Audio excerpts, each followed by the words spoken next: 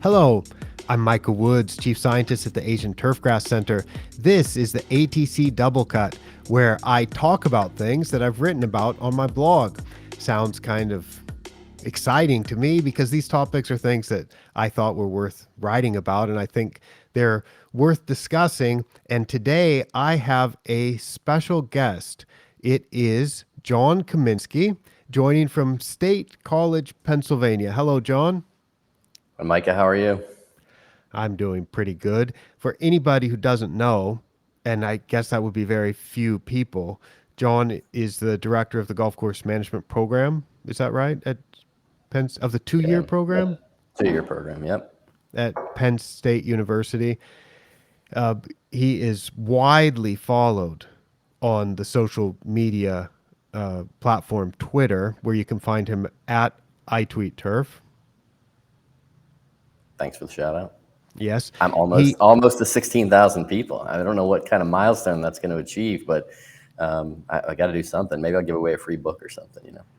Oh, well, you're also the author, the co-author of Turfgrass Management with Dr. Turgeon, and I've got a copy of that. Of course, I bought this as soon as it came out, and this is an extraordinary book. And the reason why it's such an extraordinary turfgrass textbook, and as you can see, I have quite a few turfgrass textbooks on the shelves behind me. This book is great because it has the classic valuable turfgrass information in it, but it's got uh, color images.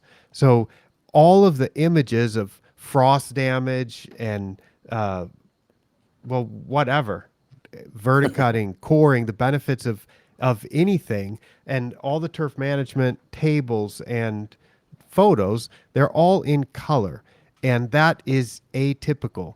With most turfgrass textbooks, you're going to get black and white or line drawings or something. So this is really an I, extraordinary book. I appreciate the shout out, and I would say that I think that the textbook industry is a total sham. I mean, the fact that they're going to charge publishers charge 100 and something bucks for a book that is all black and white, and they just gouge you on it. And so I think with Dr. Turgeon, the goal of our book to update it to a newer edition was to make it better, provide color, pictures and stuff, but also essentially self-publish it and charge half the price of what everybody else charges.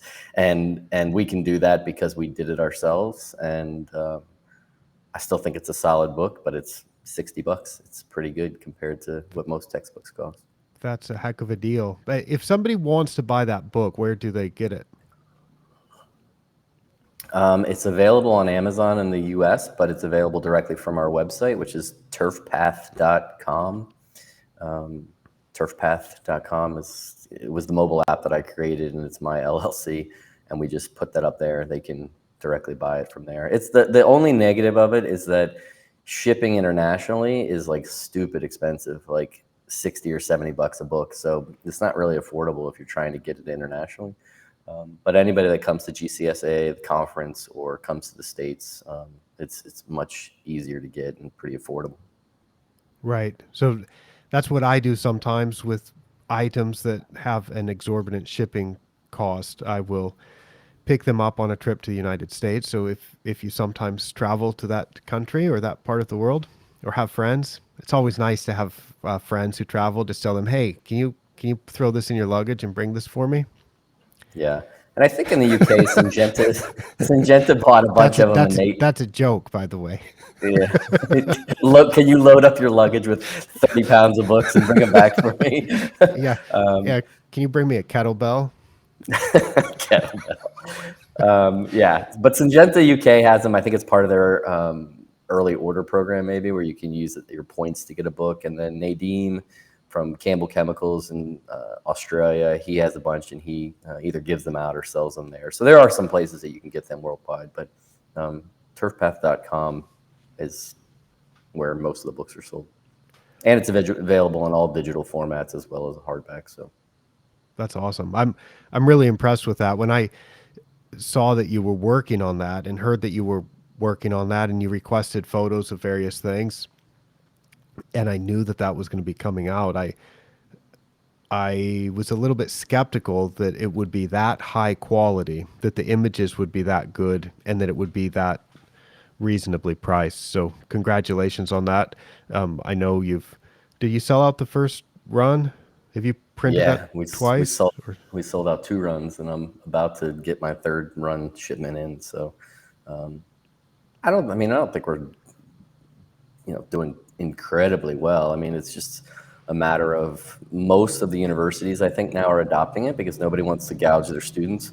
So one of the interesting things about the sales of the book is that all the sales come in directly to me, and I physically package them and ship them out.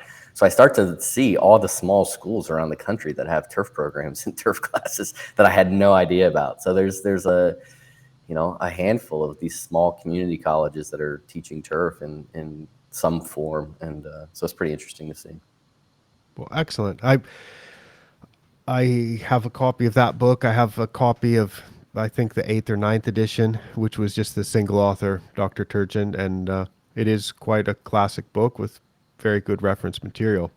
Well, Do you have the Japanese version of his book? no, I don't Is have the Japanese version of his book. I have seen it, I and have one. I can't read it, but I have one. well, that's good. Yeah, there's Japanese versions of Dr. McCarty's book, and of the turfgrass management. I think they translated the eighth edition. I think It that's right. Yeah.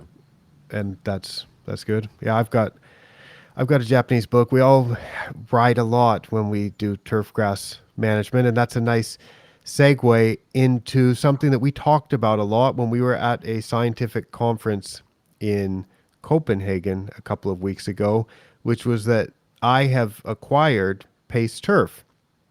And you asked me a lot of questions about that because we all know Larry Stoll and Wendy Galernter. We've known them for a long time and have been impressed with the company that they created and with all of the valuable information that they produce that's on Pace Turf. So we talked about that a lot. And on this blog post that I'm giving the double cut treatment, we showed some of the fine attire that various people were wearing at the conference. And I put this little montage image together. And John was kind enough to give me the Best Dressed Award for the conference for a really, what would you call it? Pushing the boundaries of fashion with a pink Augusta National bow tie that I wore to the conference It was dinner. the Augusta National logo that put you over the top because it was very subtle. It was like I don't need to flaunt it. If you look close enough, you'll notice it though, and I thought that was a nice touch. Yeah, well, thank you. I'm glad that you did notice it, and yeah, that was fun. That was a lot of fun, and that was a great conference. I know you're on the ITS board now. The ITS is the International Turfgrass Society, and they hold a quadrennial conference, which means it's held every 4 years. This one was postponed a year. It was supposed to be in 2020, but it was held in July of 2022. So we spent about a week in Copenhagen, hanging out with a lot of turfgrass scientists and turfgrass managers and learning about turfgrass science stuff. And because I've recently acquired Pace Turf, a lot of people were asking me, what am I going to be doing with Pace Turf? What is my plan for that information service? And it's something that we talked about a bit, but we never quite finished the conversation, did we? No, we didn't, but the possibilities are endless. I mean, I just have to say, going back to, when I was originally a member of this with Larry and Wendy, um, the information that they put together is incredible. I mean, I think about it from the standpoint of simply like extension bulletins that universities put out, and you want to share that information with your members or people, say you have a disease or a problem or whatever. They have all of it on that site. You have all of it now, and those resources are incredible. And there's a lot more to it that I probably don't even take advantage of as much as there is on there, but I certainly use it weekly, and it's good. Yeah, it's something that I think a lot of people aren't aware of. What they're aware of, some of the free stuff that's available from Pace Turf. Everybody has heard about the turfgrass growth potential. Everybody's heard about MLSN, the nutrient guidelines that they developed together with me. And there's things like that that are available in the free section. Some of the climate appraisal forms where you can check out how the growth potential would be at your site. They have top dressing calculators that you can figure out for the weather and grass at your site approximately how much sand you might need to apply at different times of the year. There's a number of those free resources, but it's just incredible when you do have a subscription what's available in the subscriber only section. And I showed this on a blog post that I put up last week. Just if you click on the references page, there are references for turfgrass pests and problems that I've never even heard of before. And it's very comprehensive. Yeah, And it's pretty good. whether you're looking for large patch or gray leaf spot, or whether you're looking for salinity leaching advice, or anything, it's really detailed. So the main I have a thing question was, for you. I have a question yes, for you, and I didn't mean to interrupt, but I want to ask this while it was on my brain. So on Twitter, you always post links to a lot of these R tables and figures that you make, where people can input their own information into it, like their zip code, and get some information. Are you gonna? Is that on the member area, or is that something that you might integrate into the member area? well, that's a good question. And I think you're referring to the the Maybe light? let's Is it daily light, or is it? right. I Those are don't. I don't things. remember. There's several. There are several, and those are things that I have on the ATC site. And there's Hmm. one that we have on the Pace, one that's developed jointly with Pace Turf, which is the GP Avatar. And you can see that in the top right of that image that's on the screen, where there's the blue line that goes up and then the red line underneath it. That's just a very simple avatar that shows the growth potential for, in that case, I think it's for Portland, Oregon, which I was using as my location for that particular login. That that's the type of thing that is a R software running on the server, and then we make a user interface with HTML and CSS, so the user can input some data or upload a file, and then there's software on a server with code that is making calculations and generating charts or other things that somebody could download. So the those are called Shiny apps. That's the type of software that I've been Right. using, which is Shiny is something that was developed by RStudio. And those are things that right now I just have them all for free. And I definitely have some ideas of making those types of things that would generate some very interesting infographics or some very useful annual summaries or annual predictions, kind of in an infographic type of form that would be available for subscribers only. But I think, Awesome. but I mean, those are fun. Those are the type of things that I might work on developing. But I think there's also the weather service, where you can opt into getting emails, or you can just check it out on the website. And I showed here, so this is not using R, but I brought up on the screen now an image that shows what the weather tab is for subscribers, and it shows historical for the past month, the growing degree days, the growth potential, the temperatures, the humidity, some stress indices, Smith Kearns dollar spot model, and that sort of thing. There's also a climate appraisal with 18 downloadable files that have some pretty intensive calculations that are based on 5 years of daily data, with things like leaf wetness duration, which, as a plant pathologist, leaf wetness duration is kind of important for disease development. So you can look at that for your site and see which times in the year did you have leaf wetness over a certain amount. So that so what that's available right now for subscribers.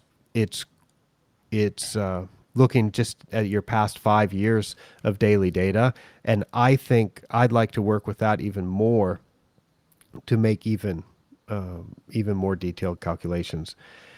It's pretty But good. I need to go into the state college site, download that information, go back and look at my historical records of when all my diseases started and peaked, and then send all that information to Frischta, the new pathologist at Maryland, who is an awesome epidemiologist, and try to develop some models based on just historical data that we have. Seems like it would be fairly easy to do something like that. Yeah, I think that the pace turf approach with disease modeling has always been you're at risk of this disease or you're not. It's never so specific of saying you need to apply X chemical at this time because you're going to have a disease. It's not like that. But it's providing the subscribers with decision support tools about whether they are at risk of a disease or not.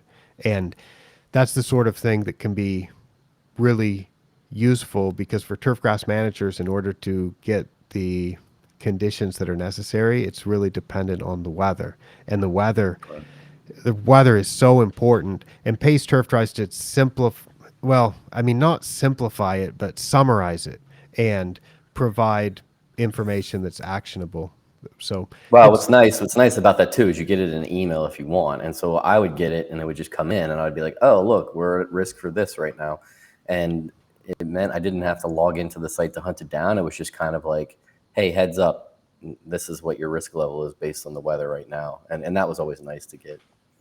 right. And there's another thing that there are instead of a there's some blog type posts that are open to the public. There's quite a lot of information on the site that's publicly available, but there are also updates weekly that are for subscribers only, and that goes out in an email on Mondays with all of the updates that have been made in the previous week.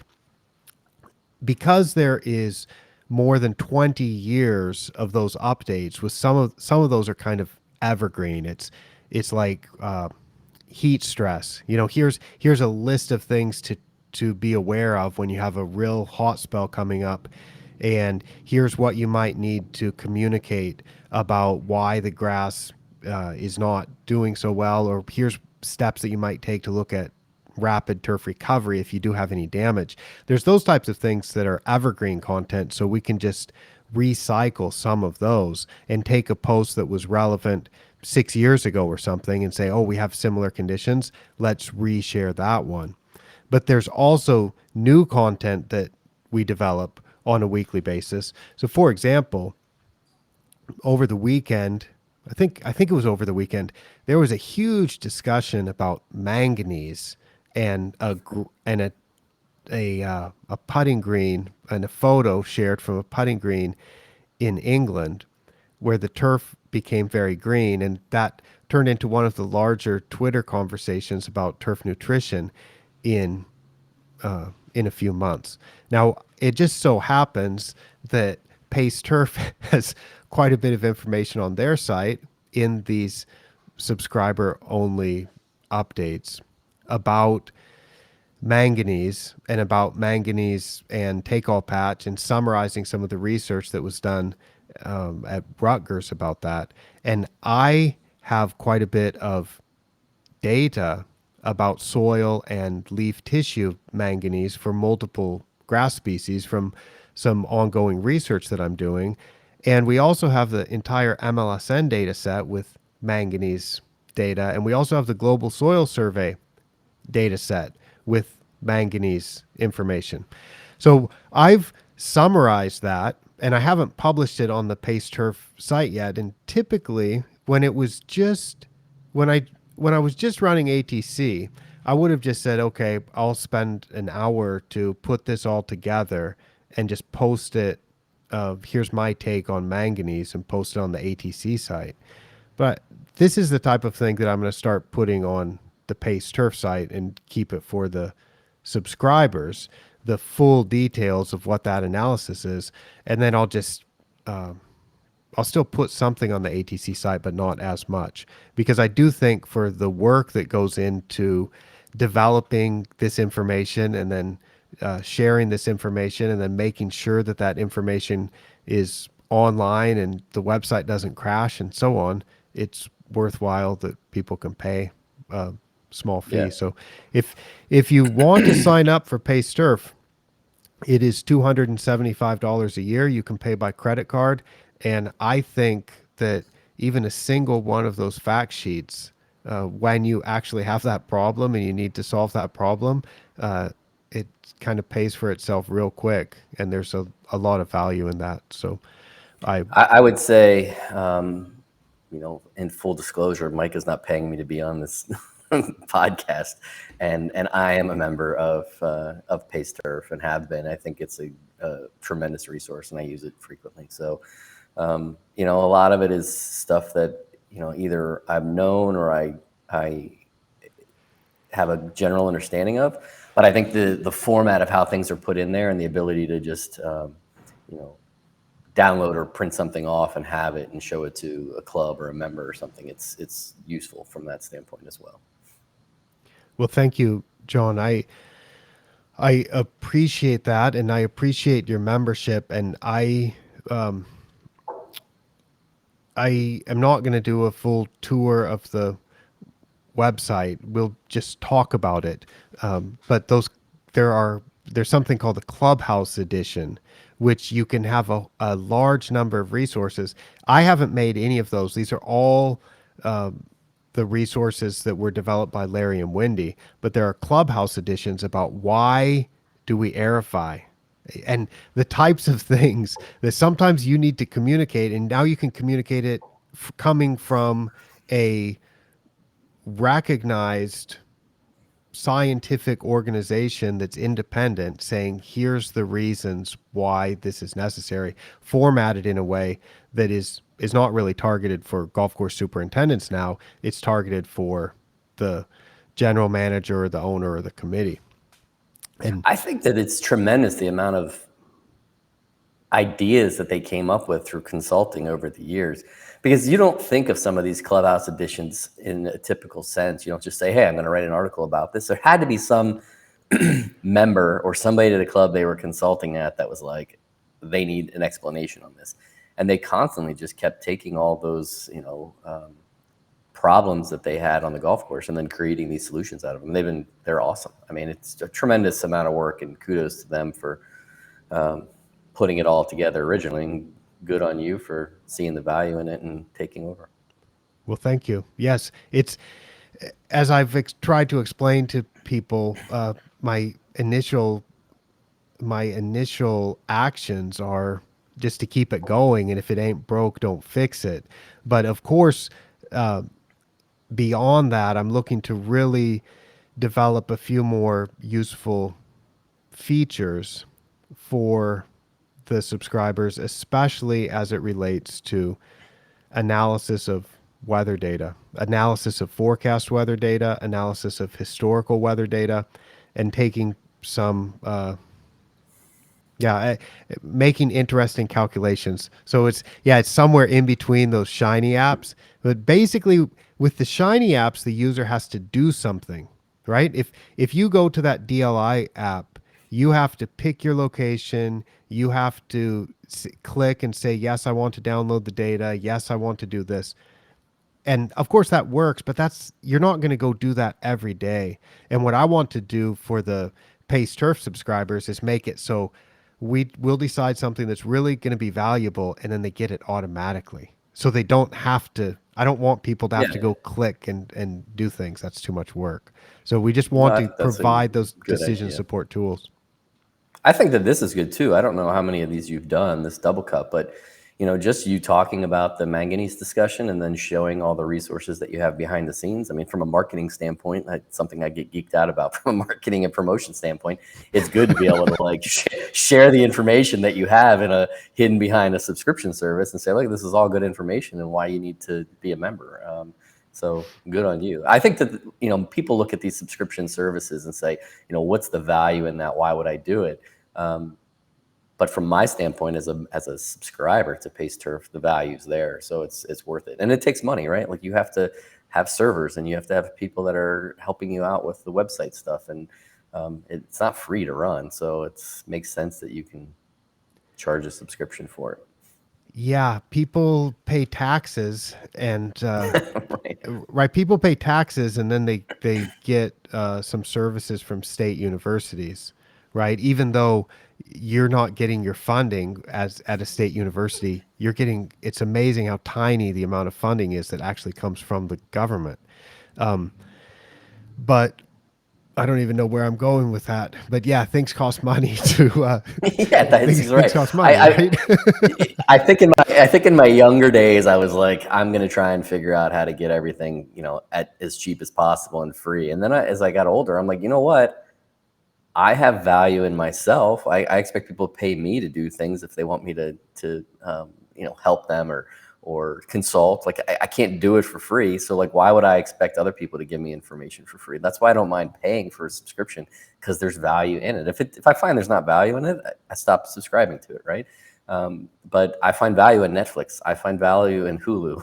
I subscribe to those because it's worth it to me. And I think the same thing about Pace Turf and ITS and any of these other organizations I belong to. Yeah, tell me a little bit about ITS. I saw a tweet that you put out that said you've been working on the website now. And now, did that tweet? I'm also a super follower of you. So there's some tweets that I see that don't go to the general public. Did I share something? Was that to I everybody or don't was think that just I to your don't super think I think it followers? was to every no, I think it was to everybody, but I don't think you could share a super follower tweet to anybody other than to super followers. Like I think if you shared it, it would still stay within the people that are super followers. I So don't know. people, Super followers is weird. It's like if you have over 10,000 followers and you have done certain metrics over the past 30 days, they allow you to have access to what is called a super follower. And then you can charge people some amount of money to, you could set the price at anything you want. I set it at the lowest, like $2.99 a month. And then anything I send out to the super followers only goes to them. And they're the only one. Actually, that's not true. I think everybody can see the super follower tweets, but only super followers can comment and reply. I think I have to look into that and see what the difference is. But the bottom line is, I'm trying to figure out a way to provide, more in depth and added content and narrow the conversation down. I follow almost everybody on Twitter that follows me, so I'm following something like 12,000 people. So when you tweet something out, I don't see it, right? It's like very difficult for me to see. But if you're a super follower, I'm guaranteed to see it, right? It's going to be a much smaller pool of people, and I can go directly to my super followers and see their comments and their tweets and anything they've shared. So I look at it as kind of narrowing down the conversation some, and ensuring that I'm going to see what you're putting out there. And so I don't know why. We'll see where it goes and if it's valuable to people. I got to start finding some good content to share with that group. But really, it's about making sure that I'm seeing your conversation on things. yeah, it's interesting. Twitter is Twitter's interesting because it's only a small subset of the actual turf industry. So we're trying to reach everybody. But then if you think about who is on Twitter, it's a lot of high profile people. And certainly in academia, there's a lot of people on Twitter. And then in golf course superintendents and assistant superintendents, there's a lot of people. Even so, it's maybe 10% of the industry. But then it's like, where else are you going to reach people?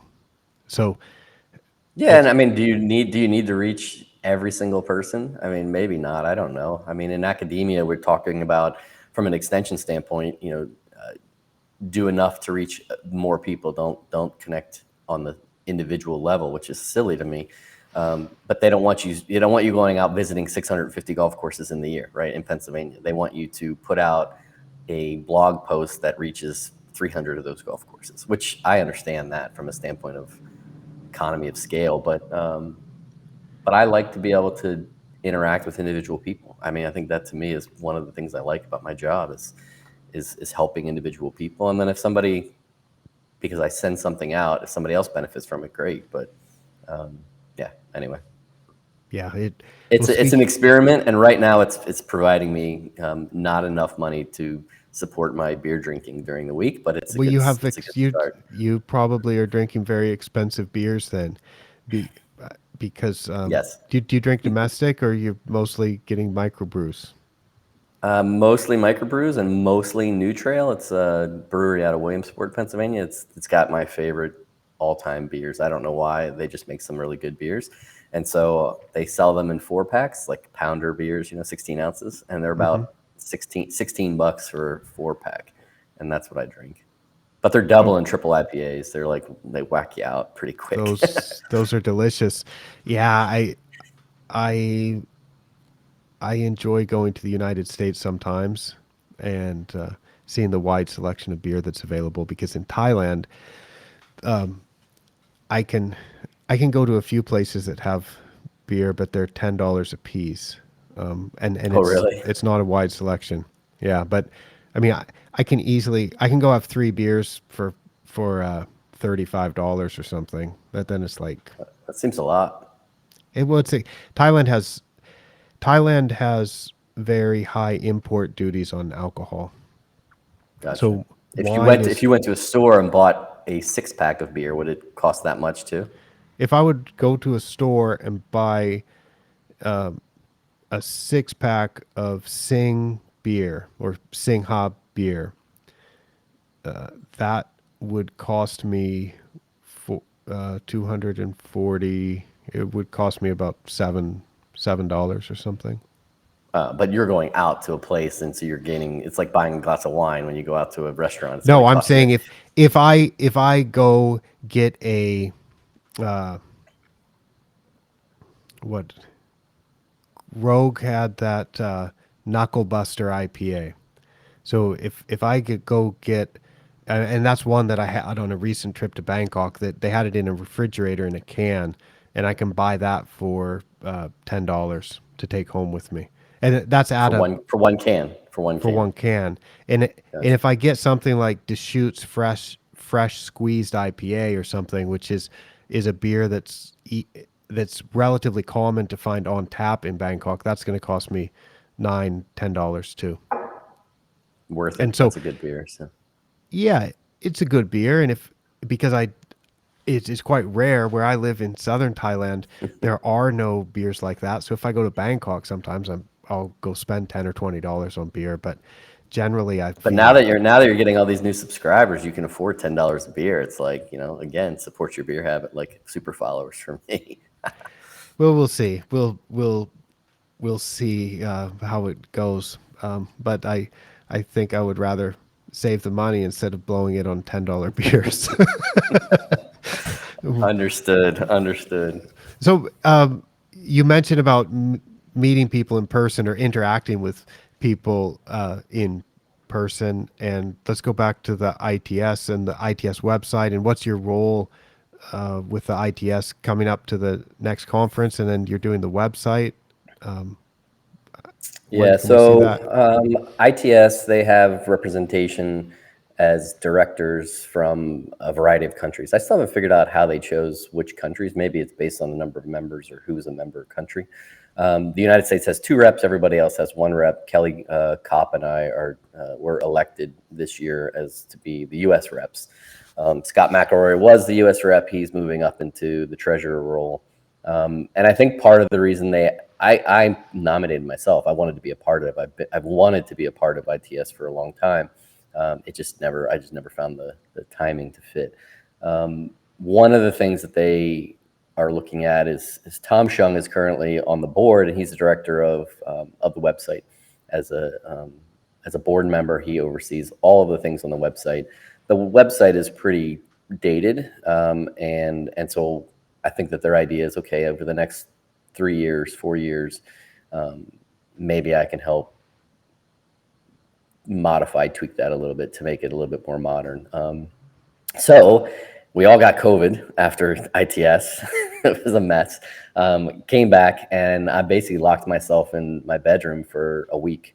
And while I was there, I was like, you know what? I build websites all the time. Why don't I just get on ITS, create a subdomain, and then build a website out? And so I went and built the entire thing in about 3 days, and then shot it over to Scott, who's the treasurer, and Tom for review. And right now we're discussing the potential to use this as a new website and the challenges that can be created. So there's issues with having a member portal and making it user friendly, but also easily updatable, with the increased resources needed for a more elaborate website. There's talk of what it needs in terms of hosting and whether we have to upgrade the hosting. So the board proper has not seen the nobody's seen the website except Scott and Tom and myself. And it was a stab at it, and I like it. I think that it's decent. It's an upgrade, but we've been emailing back and forth about the potential issues, things that could pop up, and hiccups as it relates to launching a new website when we have an existing website with members already attached to it. So I think we're close to sending it to the board to see if they're interested in doing it, and they may say no. We just want to keep the existing site and not worry about it. I'm hoping they see value in it, because I think the goal is to increase membership in ITS as well, not just to scientists who are members. I think there's maybe 150 or 200 members, but also to try to reach out to industry and offer added value for members. One of those being access to all the research publications that come out every year in ITS, but also increasing the presence of events around the country between the 4-year quadrennial meetings.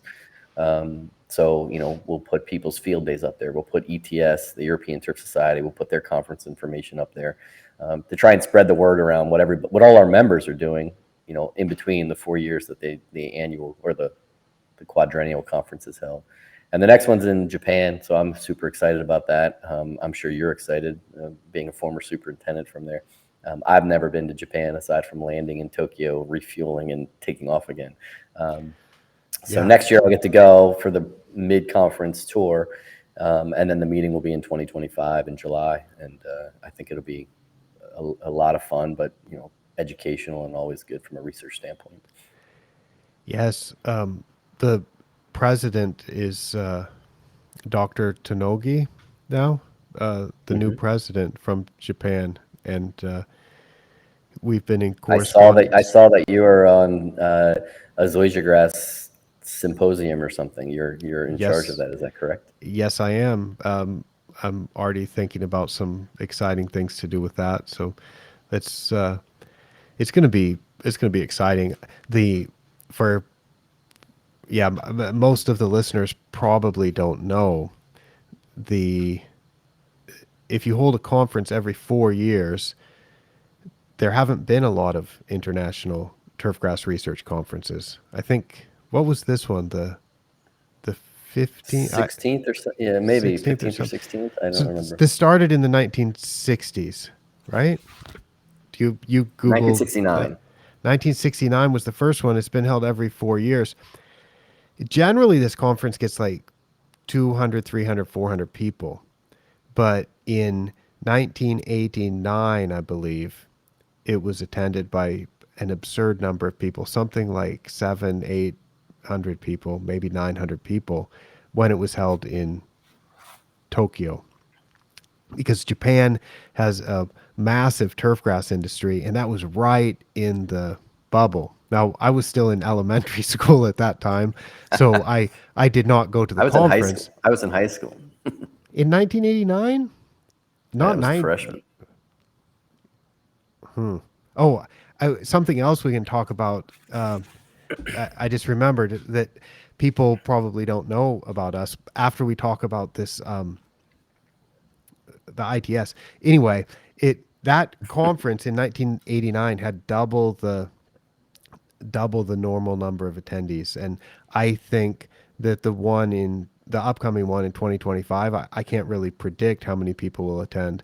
Uh, I would be surprised if it was that many, but I do expect it to be well attended, well organized, and a great time. And it's going to be in Karuizawa, which is 45 minutes to an hour on the bullet train right out of central Tokyo.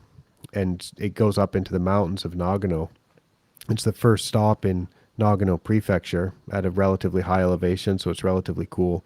Some amazing golf courses up there, beautiful scenery, and lovely weather, great hotels and restaurants. And I'm pretty excited about getting a chance to spend a week there with friends from all over the world because it's just I've only been to two of these ITRC conferences. I went in 2005 when it was in Wales, and I went this year. But I skipped in You between. went to the two best conferences you went to, because I've been to I didn't go to China, but I've been to everyone since 2001, and that was in Toronto.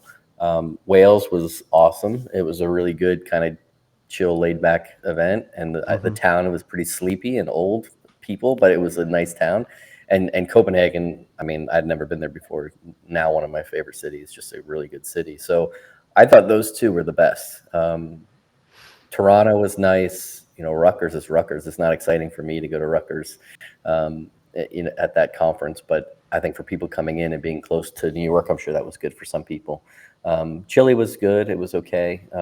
I didn't go to China, but I'm looking forward to Japan. I think it's probably going to be my highlight.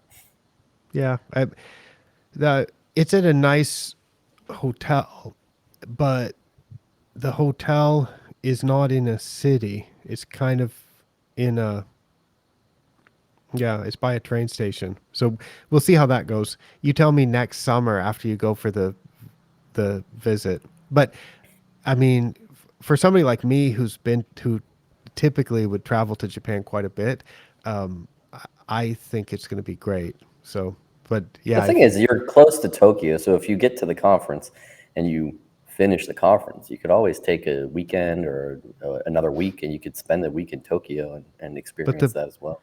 but you can pop on the bullet train and go to Tokyo in an hour too. So Right. it's Yeah, I mean, I just think like you're there at the conference for the conference. You do that. You'll do some kind of tour that they do, some day trip. I think they're going to do two. They're going to do one to cool season and one to warm season grasses. They're going to split them into two different tours, and you can pick which one you want to go on. I don't know. I anticipate being able to see quite a bit. If I'm going to fly that far across the country, I'm going to spend some extra time and experience good. Japan And or beyond the conference. I'm gonna make recommendations of cool things for people to see. So, Nice. uh, good food to eat. Yeah, it's gonna be good. So, okay, we're almost done, but I don't think everybody knows that we both used to work at Desert Mountain Golf Club when we were young, What year did you work undergraduates. there? I worked there the year before you did in '95. 95. I did summer Yeah, of so '95. I was in college and was like, I don't want to be in college. I want to quit school and go do something else. So I took a semester off to the chagrin of my parents, who thought I was dropping out of college. I had a college professor who convinced my parents. He's like, we'll give him a credit. We'll give him a independent study credit just to keep him locked into Penn State. There you go, Penn State.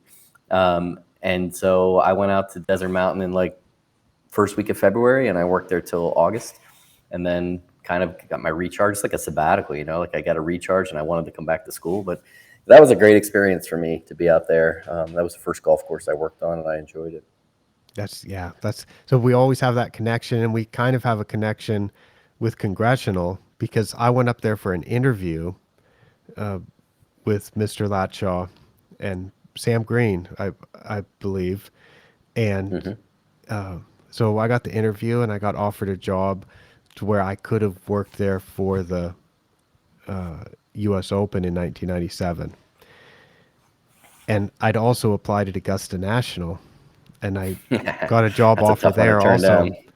and the it's like, wow, do you do the U.S. Open and work for Mr. Latshaw, which would have been incredible, or do you do Augusta? And it's like, well, I kind of had I chose to work at Augusta, but yeah, and then when I met you a few years later, and then I realized that you'd worked at Desert Mountain, you'd had one of those jobs in 1997 where I could have been working there, and You could have been we're walk mowing fairways with me. yeah, we could have been we. So I just missed you. I feel like we just missed from working together, which would have Yeah. been fun back then. You must have been a very skinny and small little guy. Yeah, I think I probably weighed about 120 pounds when I worked at Congressional, which isn't that much different than now. And I think I'm about 155, so I got a few pounds to lose. But Yeah, I was pretty tiny when I worked there. I don't know if I could have lifted 50 pounds over my head at that point. I was kind of, strong, but I was tiny.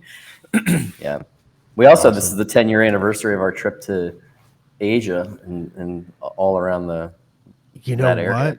I'm gonna I'm going to move some of the blog posts that summarize that amazing trip onto my current website. And when I get those pictures all updated in those summaries, I will invite you back as a guest on the ATC Double Cut for us to talk about that.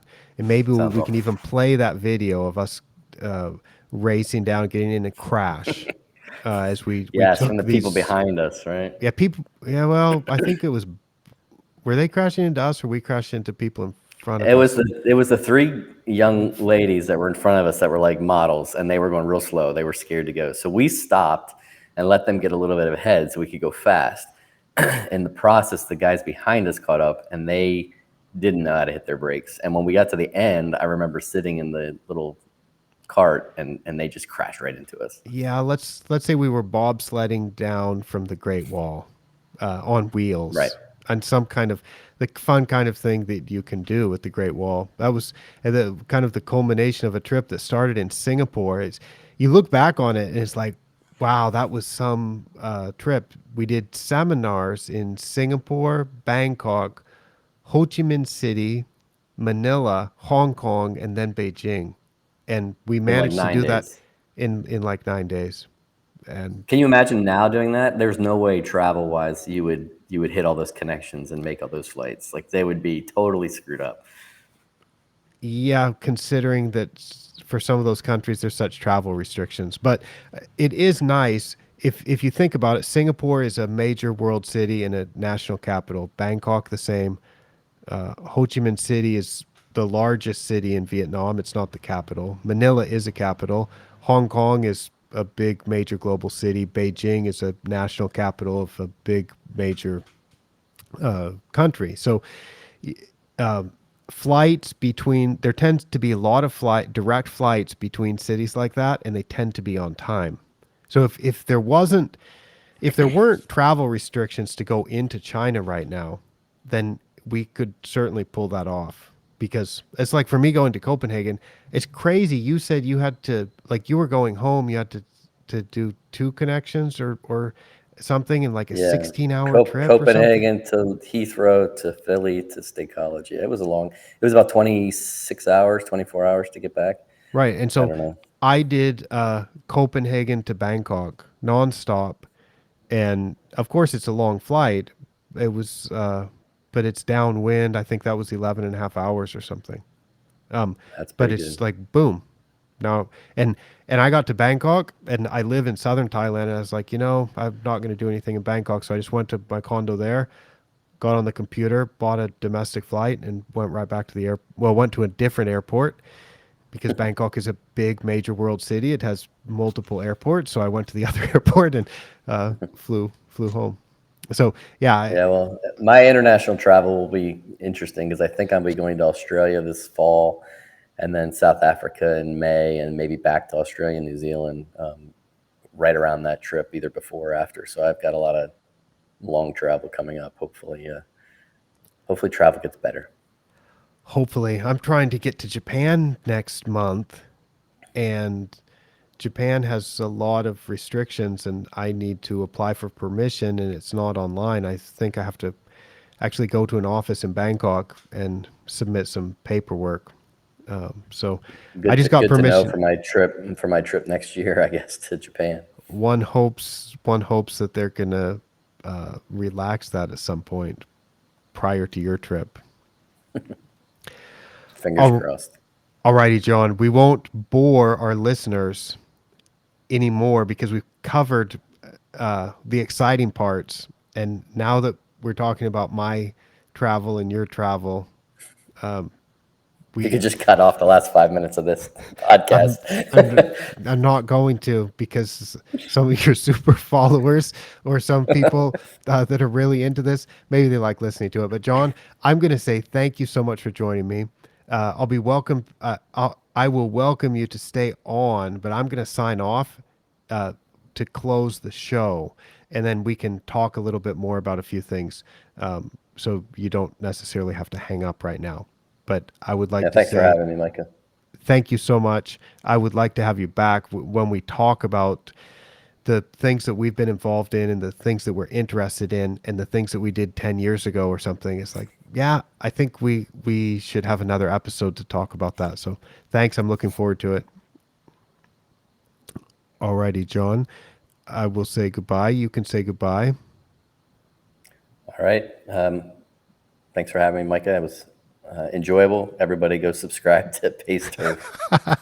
Yeah, and super follow John, which you can do if you go to his Twitter account.